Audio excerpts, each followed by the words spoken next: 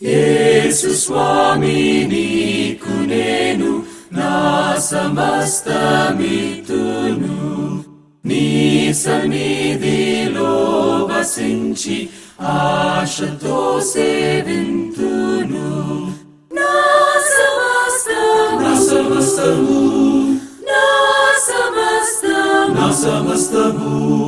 నా సురక్షకానికేతు నా సమస్తము. యేసు స్వామి నీకే నేను దోసిలోకి మ్రొక్కేదన్, తీసివేదు లోకయాశల్ యేసు చేర్చు నిప్పుడే. నా సమస్తము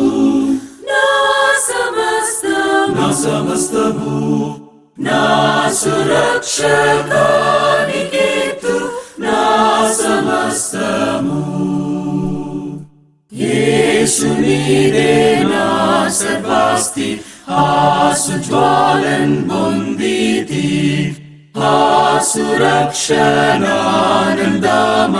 హల్లెలూయా. ప్రభునందు ప్రియమైన సహోదరులారా, ఎంతో ఆసక్తితో ఈ కార్యక్రమాన్ని ఎదురు చూస్తూ వీక్షించుటకు పూనుకున్న మీలో ప్రతి వారికి మా హృదయపూర్వకమైన స్వాగతం. దేవుని యొక్క విషయములు మన జీవితంలో వినడం గొప్ప భాగ్యం. ఒకవేళ మీలో ఎవరైనా దైవ సంబంధమైన విషయములు వినిచూ ఉంటుండగా మీకు కలిగిన ప్రేరణ, దీనివల్ల మీరు పొందుతున్నటువంటి ప్రయోజనములు తప్పనిసరిగా మీరు మాకు తెలియజేయాలని కోరుతూ ఉన్నాం. ప్రార్థన అవసరతలో ఉన్నటువంటి వారు దయచేసి మాకు తెలియపరిచినప్పుడు మేము మీకోసం ప్రార్థిస్తున్నామని గమనించాలని కోరుతూ ఉన్నాం. ప్రియమైన స్నేహితులారా, ఈ దినము దేవుని యొక్క వాక్యముని మీతో పంచుకోవడానికే శారీరకంగా నాకు తండ్రి, ఆత్మీయంగా సహోదరులు, గొల్లపాలెం పరిసర ప్రాంతాల్లో పనిచేస్తూ దేవుని చేత బలముగా వాడబడుతున్నటువంటి సహోదరులు, దైవజనులు, సహోదరులు జాన్ మోజెస్ గారు ఈ దినాన్ని దేవుని యొక్క వాక్యాన్ని మీతో పంచుకుంటారు. దయతో శ్రద్ధతో దేవుని యొక్క వాక్యం పట్ల మీకున్నటువంటి ఆసక్తిని తుదమట్టుకు కనుపరచాలని, ఈ కార్యక్రమాన్ని మీరు తప్పనిసరిగా వీక్షించి మేలు పొందాలని ఇలా ప్రతి వారిని ప్రేమపరంగా ఆహ్వానిస్తూ ఉన్నాను. మర్చిపోవద్దు, ప్రతి నెల 2వ శనివారం సెకండ్ సాటర్డే బైబిల్ తరగతి మా దగ్గర నిర్వహించబడుతూ ఉంది. మీలో ఎవరైనా ఆసక్తి కలిగిన వారు ఆ క్లాసుకు వచ్చి అనేకమైనటువంటి సందేహములు నివృత్తిపరచుకొని మరింతగా దేవుని యొక్క సంకల్పం మీరు గ్రహించి దేవునిలో ముందు కొనసాగాలని మీలో ప్రతి వారిని ప్రేమపరంగా హెచ్చరిస్తూ ఉన్నాను. ప్రార్థన చేసుకుందాము, దేవుని యొక్క వాక్యాన్ని విందాం. ప్రార్థన. సకల ఆశీర్వాదాలకు కారణభూతులైన మా దయగల తండ్రి, ప్రేమగల నాయన, మీరు మమ్మల్ని ప్రేమించి మాకు ఇచ్చినటువంటి కృపను బట్టి, ఈ దేవుని బట్టి నీకు వందనాలు. ఈ అవకాశాన్ని మేము వినియోగించుకోగలిగే భాగ్యాన్ని మీరు మాకు ప్రసాదించండి తండ్రి. నీ యొక్క వాక్యమును వివరించేటువంటి సోదరునికి తండ్రి చక్కటి ఆలోచన, సమయస్ఫూర్తిని మీరు దయచేసి వాళ్ళ ప్రతివారము ఆ వాక్యం పట్ల శ్రద్ధ కలిగి ముందు కొనసాగలిగే అవకాశం మీరు మాకు దయచేయమని ఈ ప్రార్థన నీ ప్రియకుమారుడు మా లోకరక్షకుడైన యేసుక్రీస్తు వారి యొక్క శ్రేష్టమైన నామములో మిక్కిలి వినయంతో అడిగి వేడుకొనుచున్నాం పరమ తండ్రి, ఆమేన్. ఎంతో ఆసక్తితో వాక్యం నేర్చుకోవడానికి వచ్చిన మీలో ప్రతి వారికి క్రీస్తు యేసు నామం పేరట అభివందనాలు తెలియజేస్తున్నాను. మనం దేవుని నమ్ముతున్నాం. మనం నమ్మిన వాని గురించి మనం బాగా తెలుసుకుని ఉంటే మనం సిగ్గుపరచబడం, మనం అవమానించబడం. మనం నమ్మిన వాని గురించి మనం తేటగా తెలుసుకున్నప్పుడు దృఢ నిశ్చయత కలిగి, దృఢ విశ్వాసం కలిగి జీవించడానికి అవకాశం ఉంది. మనకున్న దృఢ నిశ్చయతే, దృఢ విశ్వాసమే అంతం వరకు కాపాడుతుంది. మనం నమ్మిన వాని గురించి మనం గట్టిగా తెలుసుకోవాల్సిన బాధ్యత మనకు ఉంది. మనం నమ్మిన వాడే మనకి ఆయన గురించి చెప్తూ ఉన్నాడు. ఆయన మాట్లాడితే సర్వ సృష్టి గురించి మాట్లాడతాడు. సర్వ సృష్టి యొక్క ఆది అంతాల గురించి మాట్లాడతాడు. ఆయన మాట్లాడితే జగత్తుని గురించి, జగత్తు అందరి సమస్తాన్ని గురించి మాట్లాడతాడు. ఆయన మాట్లాడితే యావత్ భూమి మీద ఉన్న ప్రతి దాని గురించి మాట్లాడతాడు. ఆయన సృష్టించిన ప్రతి వస్తువు గురించి ఆయన మాట్లాడతాడు. ఆయన జగత్తుకు పునాది వేయబడక మునిపే ఆయన నిత్య సంకల్పంలోని విషయాలు ఆయన మాట్లాడతాడు. కేవలం సృష్టించబడినప్పుడు మాత్రమే కాకుండా సృష్టికి పూర్వం ఉన్న విషయాలు కూడా ఆయన మనతో మాట్లాడతాడు. దేవుడైన ఆయన ఏదో ఒక మారుమూల ఉన్న వ్యక్తి మాత్రం కాదు. దేవుడైన ఆయన ఒక ఇంటికో, ఒక వీధికో, ఒక గ్రామానికో, ఒక మండలానికో, ఒక జిల్లానికో, ఒక రాష్ట్రానికో సంబంధించిన వ్యక్తి మాత్రం కాదు. ఒక ఖండానికి సంబంధించిన వ్యక్తి కాదు. దేవుడైన ఆయన సర్వ ప్రపంచానికి చెందిన వ్యక్తి, సర్వ ప్రపంచ సృష్టికర్త దేవుడు. కాబట్టి సృష్టికర్త అయిన దేవుడు నేను నమ్ముతున్నప్పుడు ఆ సృష్టికర్త యొక్క గుణగణాల గురించి, ఆయన శక్తిని గురించి మనం తెలుసుకుంటే ఆయన ఎడల మనకున్న విశ్వాసం, ప్రేమ, అభిమానం, విశ్వాసం మరి దృఢంగా ఉండి శరీరంలో ఉన్నంతకాలం కూడా మనం దేవుని యొక్క చిత్తం నెరవేర్చుట యందు మనం శ్రద్ధగా ఉంటాం. కాబట్టి దేవుడు సర్వాన్ని సృష్టించినప్పుడు యెషయా గ్రంథంలో 45వ అధ్యాయము 18వ వచనంలో ఆకాశంలోకి సృష్టికర్త అయిన యెహోవాయే దేవుడు, ఆయన భూమిని కలిగజేసి దాన్ని సిద్ధపరిచి స్థిరపరచను. నిరాకారముగా ఉండినట్లు ఆయన దాన్ని సృష్టింపలేదు, నివాస స్థలమగినట్లు దాన్ని సృజించాను. ఆకాశంలోకి సృష్టికర్త యెహోవాయే దేవుడు.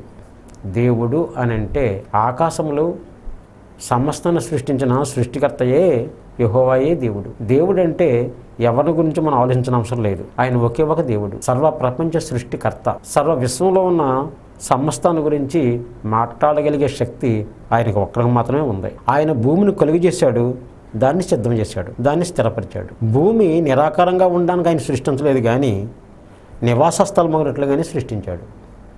మానవుడు నివసించడానికే యోగ్యమైనది భూమండలం మాత్రమే, ఈ భూగోళం మాత్రమే. మరి ప్రపంచంలో ఎక్కడా కూడా జీవించడానికి అవకాశం లేదు. భూమండలం మానవ వినాశయోగ్యమైన స్థలం. కాబట్టి దేవుడు మాట్లాడితే సర్వ ప్రపంచాన్ని గురించి ఆయన మాట్లాడతాడు, సర్వ సృష్టి గురించి ఆయన మాట్లాడతాడు, సృష్టించబడిన ప్రతి వస్తువుని గురించి ఆయన మాట్లాడతాడు. సృష్టిలో ఉన్న ప్రతి వస్తువు గురించి ఆలోచించడం వలన దేవుడు ఉన్నాడని మనకు రుజువు అవుతుంది. ఆయన మాట్లాడితే ప్రపంచంలో ఉన్న అన్ని భాషల యొక్క ఆరిజిన్ గురించి ఆయన మాట్లాడతాడు. ప్రపంచంలో ఉన్న భాషలన్నీ ఎలాగొచ్చాయో వాటిని గురించి ఆయన మాట్లాడతాడు. నీవు నమ్మిన దేవుడు, నిన్ను సృజించిన వాడు, నీ దేవుడు నీ తండ్రి. నీ తండ్రి సృష్టికర్త. సృష్టికర్త అయిన తండ్రే నీ దేవుడు. సృష్టికర్త అయిన దేవుడే నీ తండ్రి. నా తండ్రి ఇంత గొప్పవాడు అని నీకు నమ్మకం కలిగినప్పుడు ఆయన్ని నీవు దృఢ నమ్మకం కలిగి అంతం వరకు జీవించడానికి అవకాశం ఉంది. ఈ భూమిపైగా ఆకాశం ఉన్నంతకాలము నీలో ఉన్న విశ్వాసాన్ని ముందుకు నడిపించుకోవడానికి అవకాశాలు ఉన్నాయి. కాబట్టి నీవు నమ్మినవాడు ఎలాంటి వాడో నీకు తెలుసుంటే నువ్వు తప్పనిసరిగా ఆయన్ని అంతం వరకు ఎలాంటి పరిస్థితిలో ఉన్నా నువ్వు మాత్రం ఆయన విడిచిపెట్టకుండా జీవించడానికి అవకాశం ఉంది. దేవుడు మాట్లాడితే ఆది అంతాల గురించి మాట్లాడతాడు. సర్వసృష్టి సృష్టించాడు, సృష్టించడం మాత్రమే కాకుండా ఆది అంతాల గురించి ఆయన మాట్లాడతాడు. సృష్టి యొక్క ఆదిని గురించి మాట్లాడతాడు, సృష్టి యొక్క అంతాన్ని గురించి కూడా ఆయన మాట్లాడతాడు. సర్వ ప్రపంచమును సృష్టించిన ఆ సృష్టికర్త అయిన దేవుడు సర్వ ప్రపంచాన్ని ఎలా నిర్మించాడో ఆయనకి తెలుసు. కాబట్టి సర్వ సృష్టిని ఎలా సృష్టించబడిందనే విషయాలు ఆయన తేటగా మనకు చెప్తున్నాడు. ఈ భూగోళం గురించి మాట్లాడుతున్నాడు. ఈ భూలోకంలో ఉండే సమస్తాన్ని గురించి ఆయన మాట్లాడుతూ ఉన్నాడు. మానవాళ్ళ గురించి ఆయన మాట్లాడుతూ ఉన్నాడు. అన్నిటి యొక్క ప్రారంభాలను గురించి ఆయన మాట్లాడుతూ ఉన్నాడు. సమస్త జనులను గురించి ఆయన ఆలోచిస్తూ ఉన్నాడు. మానవుని యొక్క ఆరంభము, మానవుని యొక్క అంతం గురించి కూడా మాట్లాడుతూ ఉన్నాడు. సర్వసృష్టి యొక్క అంతమును మాట్లాడుతూ ఉన్నాడు. కాబట్టి ఆయన ఆకాశమందుల సమస్తం సృష్టించిన సూర్యుడిని, చంద్రుడిని, నక్షత్రాలు, వాటి యొక్క ఆరంభము, వాటి యొక్క అంతాన్ని గురించి కూడా మాట్లాడతాడు. సర్వ ప్రపంచాన్ని దేవుడు ఒకసారి జలప్రళయం చేత నాశనం చేసేటట్లుగా చెప్తున్నాడు. సృష్టించిన వాడు ఆయనే, మరలా దాన్ని ఎందుకు నాశనం చేశాడో కూడా చెప్తున్నాడు. అది రెండవసారి అగ్ని చేత ఆయన దాన్ని నాశనం చేయబోతూ ఉన్నాడు. కాబట్టి ఈ గొప్ప సృష్టిని సృష్టించిన సృష్టికర్త అయిన దేవుడు నీ దేవుడు, నీ సృష్టికర్త, నిన్ను సృజించిన వాడు, నిన్ను సృష్టించిన వాడు, నిన్ను పుట్టించిన వాడు. నీ దేవుని నువ్వు తెలుసుకుంటే నీవు దేవుడు ఎంత గొప్పవాడో, ఎంత ఉన్నతమైన వాడో, ఎంత శక్తిమంతుడో నువ్వు తెలుసుకున్నప్పుడు నీవు ఆనందంగాను, ధైర్యంగాను, సంతోషంగాను, ఆనందదాయకంగాను జీవించడానికి అవకాశం ఉంది. కాబట్టి సర్వ ప్రపంచాన్ని సృష్టించిన ఈ సృష్టికర్త అయిన దేవుడు నీ దేవుడు అన్నప్పుడు ఆయన దాన్ని సిద్ధం చేసి, దాన్ని స్థిరపరిచి, దాన్ని మన కొరకు ఈ భూమిని నిర్మించాడు. సర్వ ప్రపంచంలో ఉన్న సృష్టి అంతా దేవుని యొక్క మాట వింటుంది, కానీ దేవుని యొక్క పోలికలో చేయబడిన మానవుడు మాత్రమే దేవుని యొక్క మాటలో వినడం లేదు, దేవుని యొక్క మాటకే లోబడడం లేదు. కాబట్టి మనలో ప్రతి ఒక్కరు కూడా దేవుని నమ్ముతున్నాము అనుకునే మనలో ప్రతి ఒక్కరం కూడా మనం ఎంత విశ్వాసంతో ఆయన నమ్ముతున్నాం అనేది మనం ప్రతి ఒక్కరం ఆలోచన చేయాలి. ఎందుకంటే నీలో నువ్వు నమ్మిన దేవుడు ఎంత శక్తిమంతుడో, ఎంత ఉన్నతమైన వాడో, ఎంత సర్వశక్తిమంతుడో, ఆయన యొక్క శక్తి ఏంటో, ఆయన యొక్క లక్షణాలు ఏంటో నువ్వు ఎరగకపోతే కష్టాలు వచ్చినప్పుడు, శ్రమలు వచ్చినప్పుడు, బాధలు వచ్చినప్పుడు నువ్వు తొలగిపోతావు. నోటి మాటతో సర్వసృష్టిని సృష్టించి సర్వజీవకూటరాశికి ఆహారాన్ని నియమించి వాటిని పోషిస్తూ ఉన్నవాడు నీ దేవుడు. కాబట్టి నీ సృష్టికర్త సర్వప్రపంచాన్ని పోషిస్తున్నాడో, అనుదినం పోషిస్తున్నాడో, వాడికి ఆహారం ఇచ్చి వాటిని ఆనందింపజేస్తున్నాడో, వాడికి ఆహారం ఇచ్చి పోషిస్తూ ఉన్నవాడు నీ దేవుడైనప్పుడు నిన్ను మరి విశేషంగా నిన్ను పోషించగలడు. ఆయన యందు విశ్వాసం ఉంచి ఆయన్ని నమ్ముకున్నట్లయితే ఆయన మనకు అన్ని విషయాల్లో సహాయకుడిగా. కాబట్టి ఆయన యందు విశ్వసించిన మనం మన విశ్వాసాన్ని అంతవరకు కాపాడుకోవాలి. నమ్మడమే చాలదు. నమ్మిన దేవుడు మనకు కొన్ని ఆజ్ఞలు ఆజ్ఞాపించాడు. నమ్మిన దేవుడు ప్రభువైన యేసుక్రీస్తు వారిని గురించి మనకు పరిచయం చేశాడు. నమ్మిన దేవుడు తన గ్రంథంలో ఉన్న విషయాలని ఎంతగా గౌరవించాలో ఆ విషయాలు మనకు చెప్పాడు. మనల్ని సృష్టించిన దేవుడు మనల్ని ఈ భూమండలం ఎలా జీవించాలో కావలసిన విషయాలన్నీ కూడా తేటగా వ్రాసి ఉంచాడు. తేటగా వ్రాసి ఉంచిన విషయాలని అర్థం చేసుకుని దానికి అనుకూలంగా మనం జీవిస్తే తప్ప దేవుని యొద్ద మన కొరకు దేవుడు దాచి ఉంచిన మేళ్ళు ఎంతో ఉన్నాయి, ఎన్నో మేళ్ళు ఉన్నాయి. అవన్నీ కూడా మన సొంతం చేసుకోవడానికే మనం ఆయన ఆశించిన విధానంలో ఆయన నమ్మి ఆయనకు అనుకూలమైన జీవితం జీవించి ఆయన గణపరచవలసిన బాధ్యత మన మీద ఉంది. ఈ భూమండలం మీద మనల్ని ఉంచాడు దేవుడు. ఎందుకు ఉంచాడని అంటే మంచి పనులు చేయడానికి. మంచి పనులు అంటే దేవుడు ఆశించిన వాటిని, దేవుడు కోరిన వాటిని మనం జరిగిస్తే అది మంచి పని అవుతుంది. దేవుడు మనకి ఏది చేయమని ఆజ్ఞాపించాడో అది చేస్తే మంచి పని. దేవుడు ఆజ్ఞాపించింది విడిచి మనకిష్టమైనవి చేస్తే అది మన ఇష్టమే తప్ప అది దేవుని ఇష్టం మాత్రం కాదు. దేవునికి ఇష్టమైన పనులు చేయడానికే దేవుడు మనల్ని సృష్టించాడు. అందుకని మనం చేయవలసింది ఏంటంటే నన్ను ఒక ప్రత్యేకమైన పని మీద ఈ భూమండలం మీద ఉంచాడు అనే విషయాన్ని గుర్తుంచుకుని మనలో ప్రతి ఒక్కరు కూడా ఆయన ఆశించిన రీతిలో ఆయన కోరిన విధంగా మనం జీవించి ఆయన ఘనపరచవలసిన బాధ్యత మన మీద ఉంది. ఒక ప్రత్యేకమైన విధానంలో సృష్టించాడు. సృష్టించిన ఆయన్ని సంతోషపెట్టడం మన ధర్మం, మన విధి, మన కర్తవ్యం. ఆయన మనల్ని సంతోషపెట్టడానికే కావలసిన ఏర్పాట్లు అన్నీ చేశాడు.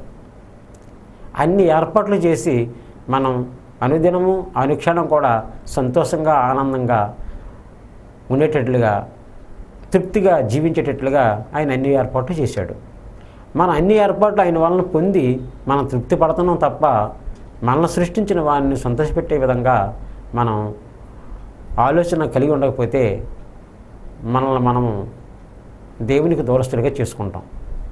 దేవునికి దూరస్తులుగా చేసుకుని నేను దేవుని దగ్గరగా ఉన్నాను అని అనుకుంటే మనం భ్రమపడుతున్నామే తప్ప ఆయన వలన మనకి ఏ విధమైన ప్రయోజనం ఉండదు. నువ్వు నమ్మిన వారిని నువ్వు వెరుగుదువా? నువ్వు నమ్మిన వారిని వెరిగి ఉంటే నీవు సిగ్గుపడకుండా ఎల్లవేళలా కూడా ఆయన మహిమార్థమై నువ్వు జీవించడానికి అవకాశం ఉంది.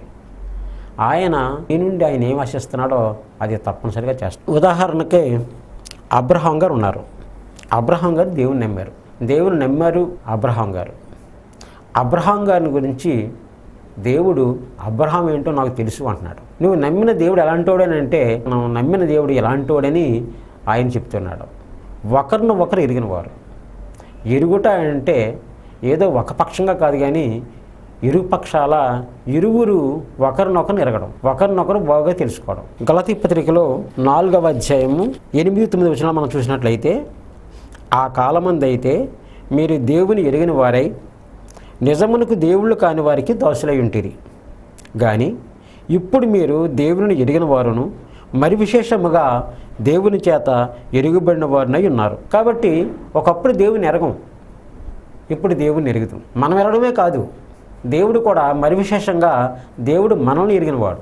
కాబట్టి మనల్ని ఎరిగిన దేవుణ్ణి మనం ఆయన్ని ఎరుగుదుము, ఆయన మనల్ని ఎరుగుదుము అంటున్నాడు ఇక్కడ. మరి విశేషంగా దేవుని చేత ఎరగబడిన వారు. మరి కొన్ని పార్టీలు చూసినట్లయితే ఒక పక్షంగా మాత్రమే మేము దేవుని ఎరుగుదు అనుకుంటే, మరొక పక్షంగా నువ్వెవరో నాకు తెలియదని సమాధానాలు వస్తున్నాయి. మత్తయి సువార్త 7వ అధ్యాయము 22-23 వచనాల్లో మనం చూసినట్లయితే అక్కడ మేము ఎరుగుదుము అని ఆయన అంటే, ఆయన మాత్రం నేను మిమ్మల్ని ఎన్నడూను ఎరగను అంటున్నాడు. ఆయన ఎన్నడూను ఎరుగను అంటున్నాడు ఆయన. కాబట్టి ఇక్కడ ఒక పక్షంగా మాత్రమే ఎరుగుదుము అనుకుంటున్నారు, మరొక పక్షంగా వారు ఎరగరు. 22వ వచనం అంటున్నాడు ఆయన, ప్రభువా ప్రభువా మేము నీ నామమున ప్రవచింపలేదా, నీ నామమున అనేకమైన అద్భుతములు చేయలేదా అని చెప్పెదరు. అప్పుడు నేను మిమ్మల్ని ఎన్నడూను ఎరుగను, అక్రమం చేయవారులారా నా యొద్ద నుండి పొండని వారితో కాబట్టి ఇక్కడ ఒక పక్షంగా మాత్రమే ఎరుగుదురు, ఇరు పక్షాలు ఎరిగిన వారు మాత్రం కాదు. పరలోకమందున దేవునికి చిత్త ప్రకారంగా ఎవరైతే చేస్తారో వారే దేవుని ఎరిగిన వారు. మనల్ని సృష్టించిన సృష్టికర్త అయిన దేవుడు ఈ భూమండలమే జీవిస్తూ ఉంటుండగా ఆయన మన మేలు కోరి, మన క్షేమం కోరి, మన యొక్క ఆనందం కోరి మనకు కొన్ని ఆజ్ఞలు ఆజ్ఞాపించాడు. ఆజ్ఞాపించిన వాటిని యందు మనం స్థిరంగా నిలిచి ఉంటే అవి మన మేలు కొరకే ఉన్నాయి, మన ఆనందం కొరకే ఉన్నాయి. మన మేలు కొరకు, మన ఆనందం కొరకు, మన క్షేమం కొరకు ఇవ్వబడిన ఆజ్ఞలను నెరవేర్చుట యందు మనం శ్రద్ధగా ఉండాలి. అలా ఉండి వాటిని నెరవేర్చవలసిన బాధ్యత మనకే ఉంది. అలాగే మత్తయి సువార్తలోనే 25వ అధ్యాయంలో 10 మంది కన్యకలు ఉన్నారు. అక్కడ 10 మంది కన్యకల్లో 5 బుద్ధి గలవారు, 5 బుద్ధి లేని వారు ఉన్నారు. అక్కడ బుద్ధి లేని వారు బుద్ధి గలవారితో పాటు వెళ్ళడానికి ప్రయత్నం చేస్తే 25వ అధ్యాయము మత్తయి సువార్త 11వ వచనం, అంతటా వారు తలుపు వేయబడెను. ఆ తరువాత తక్కిన కన్యకలు వచ్చి అయ్యా అయ్యా మాకు తలుపు తీయడని అడుగగా అతడు మిమ్మల్ని ఎన్నడూను మిమ్మును ఎరుగను అని మీతో నిశ్చయముగా చెప్పుచున్నాను. కాబట్టి ఇక్కడ ఒక పక్షంగా ఎరిగిన వారు మరొక పక్షంగా ఎరగని స్థితి. కాబట్టి ఆ విధంగా మనం నమ్మిన వాడు ఎంత గొప్పవాడో మనం గుర్తించి ఆయన ఇచ్చిన ఆజ్ఞలను ఆసక్తితో మనం వెంబడించవలసిన బాధ్యత మనకు ఉంది. మనం నమ్ముదామని చెప్పుకుంటున్నాం, ఎరుగుదామని చెప్పుకుంటున్నాం, కానీ ఆయన ఎంత గొప్పవాడో ఎంత శక్తిమంతుడో మనకు తెలియదు. ఆయన ఎంత గొప్పవాడో అబ్రహాం గారు చెప్తున్నారు. అబ్రహాం ఆయన నమ్మాడు, అది అతనికి నీతిగా ఎంచబడింది. అలాగే అబ్రహాం వల్లే మనం కూడా నమ్మితే మనకి కూడా నీతిగా ఎంచబడుతుందని ఆయన మనకి తేటగా చెప్పబడుతూ ఉంది. రోమిలు రాసిన పత్రికలో 4వ అధ్యాయంలో అబ్రహాం గురించిన విషయాలు వివరంగా వ్రాయబడ్డాయి. అయితే ఇక్కడ అబ్రహాం గారు దేవుని గురించి మాట్లాడేటప్పుడు అబ్రహాంతో దేవుడు చెప్పాడు, నేను సర్వశక్తిమంతుడైన దేవుడను అన్నాడు. అది ఆయన నమ్మాడు. నువ్వు నిందారహితుడిగా జీవించాలనే విషయాన్ని తండ్రి అయిన దేవుడు చెప్పాడు, దాన్ని అంగీకరించాడు. ఆయన కూడా అలాగే జీవిస్తూ ఉన్నాడు. ఆ విషయం తండ్రి అయిన దేవుడు అబ్రహాం యొక్క నిర్ణయాన్ని గురించి ఆయన మనకు చెప్తూ ఉన్నాడు. అబ్రహాం గురించి ఆదికాండము 18వ అధ్యాయము 19వ వచనం, యెహోవా అబ్రహామును గురించి చెప్పినది, అతనికి కలుగజేయునట్లు తన తరువాత తన పిల్లలను తన ఇంటి వారును నీతి న్యాయములు జరిగించుచు యెహోవా మార్గములు గైకొనుటకు అతడు వారికి ఆజ్ఞాపించినట్లు నేను అతని ఎరిగి ఉన్నానెను. అబ్రహాం ఎవరో అనంటే అబ్రహాము నీతి న్యాయాలు ఎరిగినవాడు, అబ్రహాము నీతి న్యాయాలు అనుసరించేవాడు. తను మాత్రమే కాదు, తన తర్వాత తన పిల్లలను, తన ఇంటి వారిని, తన సంతతి వారందరినీ కూడా నీతి న్యాయములు జరిగించేటట్లు ఆయన దృఢ నిశ్చయత తీసుకున్నాడని అబ్రహాముని గురించి తండ్రి అయిన దేవుడు, సృష్టికర్త అయిన దేవుడు సాక్షిస్తున్నాడు. కాబట్టి దేవుడు అబ్రహామునికి తనను కనపరుచుకున్నాడు.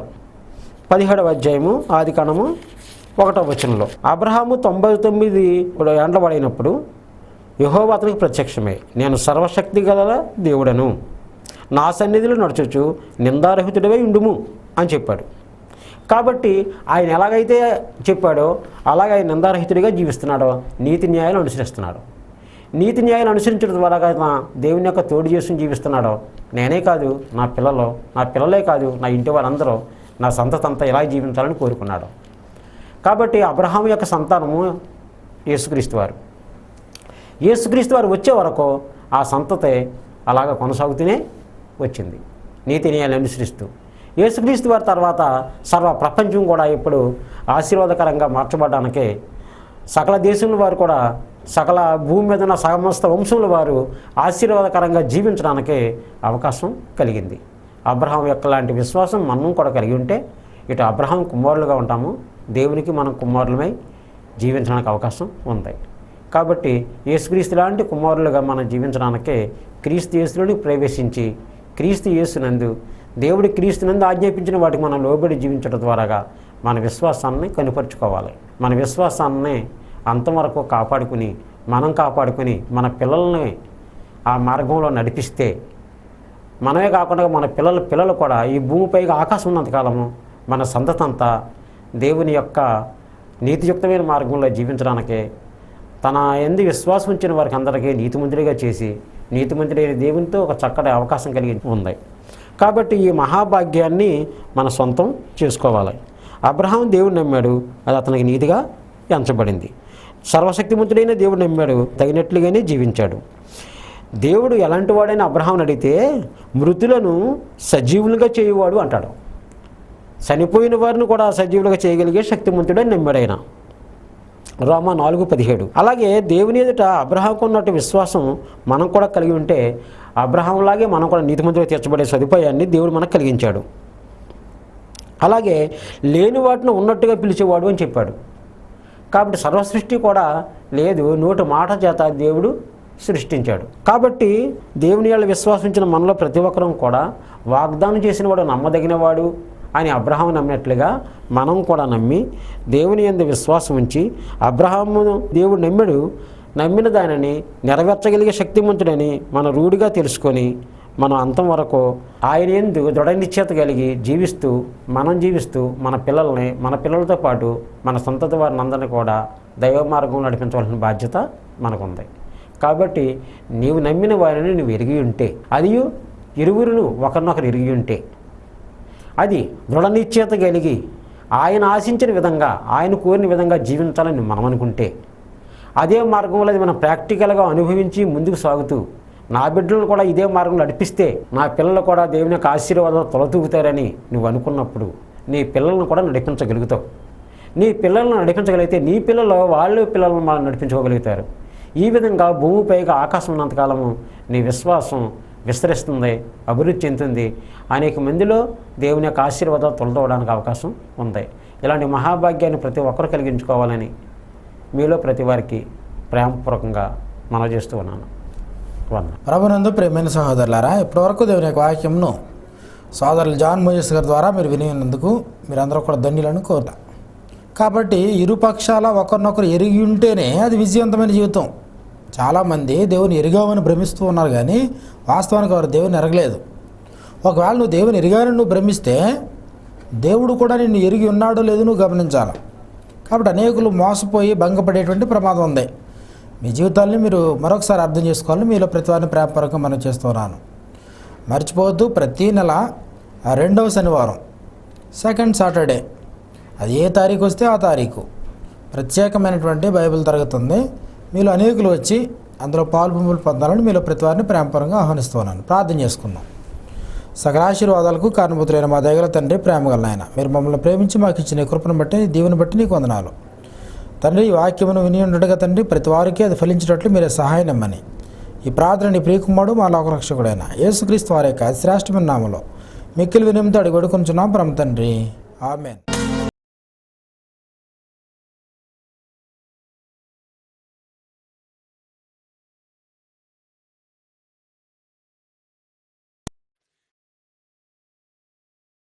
మా అడ్రస్ బ్రదర్ పలివేల మణికుమార్ గారు, క్రీస్తు సంఘం, సుభద్ర నగర్, యానం, పిన్ నంబర్ 533464. మా cell number 9848641443. Land line number 08842323443. మా ఇమెయిల్ అడ్రస్ yanamcoc@gmail.com.